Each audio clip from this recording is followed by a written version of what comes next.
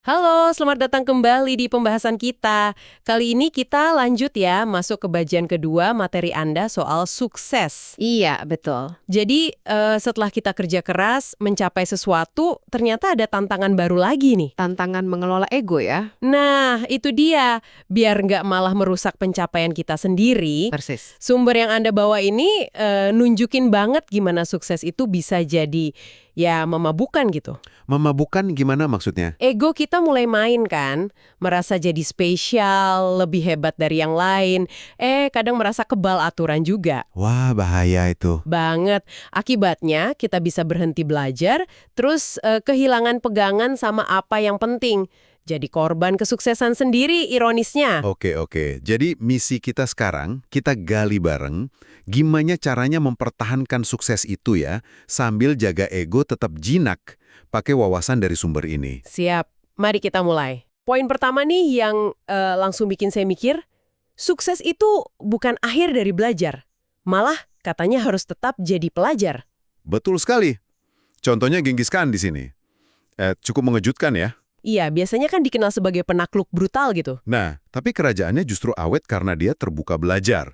Dia ambil ide dari budaya lain, karpet Persia, teknologi Jerman, mesiu Tiongkok gitu. Oh, jadi nggak menutup diri ya? Justru itu, ini kontras banget sama sikap, saya udah tahu semua, yang sering muncul kalau kita udah sukses. Scientia inflatia itu, pengetahuan bikin sombong. Jadi ingat kata Wynton Marsalis, musisi jazz itu, kerendahan hati melahirkan pembelajaran. Atau ada juga formula Frank Shamrock ya? Iya, yang soal punya guru, murid, sama teman tanding setara itu. Biar ada umpan balik terus-menerus. Intinya, jangan pernah berhenti merasa perlu belajar, gitu ya? Tepat. Nah, coba Anda renungkan deh. Kapan terakhir kali Anda sengaja masuk ke sebuah forum atau situasi di mana Anda sadar betul Anda itu yang paling nggak tahu di situ? Sengaja untuk belajar. Pertanyaan bagus tuh. Oke, selain terus belajar, ada lagi nih bahaya lain yang disorot, soal narasi. Narasi kesuksesan kita sendiri ya. Iya, godaan buat bikin cerita mulus, seolah wah saya emang udah visioner dari awal. Sumber ini bilang hati-hati sama ini. Benar. Contohnya Bill Walsh, pelatih 49ers itu, dia nggak fokus ke target juara Super Bowl. Padahal kan tercapai cepet ya. Iya, ironisnya gitu. Fokus dia itu di standard of performance. Detail-detail kecil soal gimana semua pekerjaan harus dilakukan. Standarnya tinggi banget. Oh, jadi kemenangan itu cuma efek samping dari standar yang konsisten. Kurang lebih begitu. Ini melawan narasi genus tunggal atau momen aha yang sering kita dengar. Kayak Jeff Bezos juga kan dia nolak tuh ada momen aha tunggal di Amazon. Kenapa sih narasi yang disederhanakan ini bahaya? Karena bikin kita lupa. Lupa kerja kerasnya, lupa faktor keberuntungannya, lupa standar yang bikin kita sampai di sana. Kita jadi lengah. Nah, di situ ego gampang banget masuk. Jadi harus jujur sama prosesnya ya, termasuk jatuh bangunnya. Persis. Coba deh, Anda pikirin lagi. Cerita apa sih yang sering Anda ulang-ulang soal pencapaian Anda? Udah jujur belum cerita itu? Termasuk ragunya, kerja kerasnya, atau jangan-jangan udah dipoles, biar keren. Oke, dicatat, terus belajar, jujur sama narasi. Nah, berikutnya nih, soal prioritas. Katanya sukses itu buka banyak pintu, terus ego kita pengen masuk semua pintu itu. Jebakan ya? Bisa jadi jebakan besar. Lihat deh kontrasnya Jenderal Grant sama Sherman setelah Perang Sipil Amerika. Oh, dua-duanya pahlawan perang kan? Aja sama tugas militernya. Grant, wah, dia terjun ke politik, gagal. Terus coba bisnis, spekulatif, bangkrut juga. Kenapa bisa beda gitu?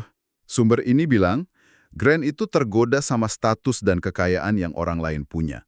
Dia nggak fokus sama apa yang benar-benar penting buat dia. Jadi kuncinya tahu apa yang paling penting buat kita, keluarga kah, tujuan hidup kah, apa gitu, dan berani bilang enggak ke sisanya, meskipun kelihatan keren. Tepat. Kalau nggak jelas prioritasnya, kita bakal terus merasa kurang ngejar sesuatu yang nggak jelas. Kayak Howard Hughes itu, contoh ekstrimnya. Potensi besar, kekayaan melimpah, tapi habis karena ego dan nggak jelas prioritasnya. Jadi penting buat kita tanya ke diri sendiri ya, setelah sukses ini, ukuran sukses saya sekarang apa? Masih sama nggak sama pas mulai dulu? Pertanyaan krusial itu. Lanjut ya, setelah prioritas ada soal mengelola diri, terutama buat pemimpin nih. Ada istilah penyakit saya, maksudnya apa tuh? Itu dari Pat Riley, pelatih basket legendaris. Maksudnya, waktu tim mulai menang, seringkali ego masing-masing pemain jadi gede. Fokusnya jadi ke saya, bukan kita. Nah, itu merusak kekompakan. Oh, jadi individualistis gitu ya? Betul. Bandingin aja Eisenhower yang bisa bangun sistem kerja efektif di Gedung Putih karena pinter delegasi sama John DeLorean. Yang mobilnya keren itu ya, tapi gagal. Iya, mobilnya ikonik, tapi perusahaannya hancur lebur. Kenapa? Karena manajemennya kacau balau, narsismenya tinggi, ide brilian tapi nggak bisa ngelola diri sendiri dan orang lain. Terus penawarnya gimana? Contohnya George Marshall. Dia itu nolak sorotan publik, bahkan nolak kesempatan memimpin D-Day yang prestisius banget. Demi apa? Demi tujuan yang lebih besar. Fokusnya ke tugas, bukan ke penghargaan buat diri sendiri. Wah, itu butuh disiplin diri tingkat tinggi ya. Banget. Jadi, pertanyaannya buat kita.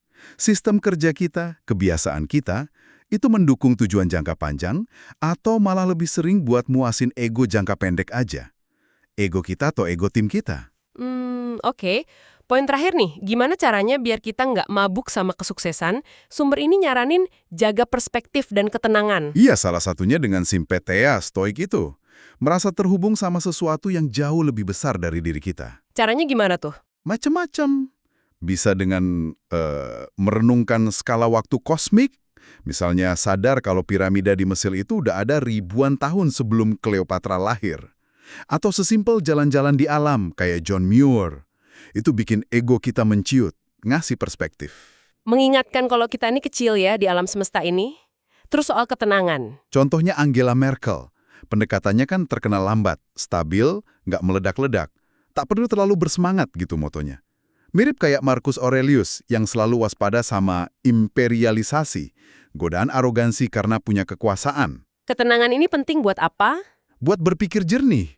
Di tengah tekanan dan kompleksitas pasca sukses, kejernihan berpikir itu vital banget. Jadi kita perlu aktif cari momen-momen yang ngingetin kita soal gambaran besar dan bantu jaga ketenangan batin ya? Sangat disarankan. Jadi, gimana cara Anda nih, secara sadar, mencari momen hening atau aktivitas yang ngasih perspektif luas itu? Oke, jadi jelas banget ya. Ternyata mencapai sukses itu baru satu babak. Babak berikutnya, mempertahankannya dari sabotase ego kita sendiri, itu tantangan yang mungkin lebih berat ya. Bisa jadi. Intinya sih, dari semua ini, yaitu tadi, terus belajar, jujur sama cerita kita, jelas prioritasnya, disiplin kelola diri, dan yang terakhir, jaga perspektif serta ketenangan. Dan ini bukan cuma soal jadi orang baik gitu ya, tapi strategi praktis. Tepat sekali. Strategi praktis biar suksesnya awet, berkelanjutan. Nah, sebagai penutup nih, ada satu pemikiran buat Anda renungkan. Kita sering ukur sukses dari apa yang kita capai secara luar. Tapi mungkin ukuran yang lebih penting itu siapa kita saat berproses mencapainya dan siapa kita setelahnya. Pertanyaan bagus itu. Jadi, gimana Anda akan memastikan ego tidak mengubah Anda menjadi versi diri yang nantinya Anda sendiri nggak bangga? Coba direnungkan ya. Sampai jumpa di pembahasan kita berikutnya.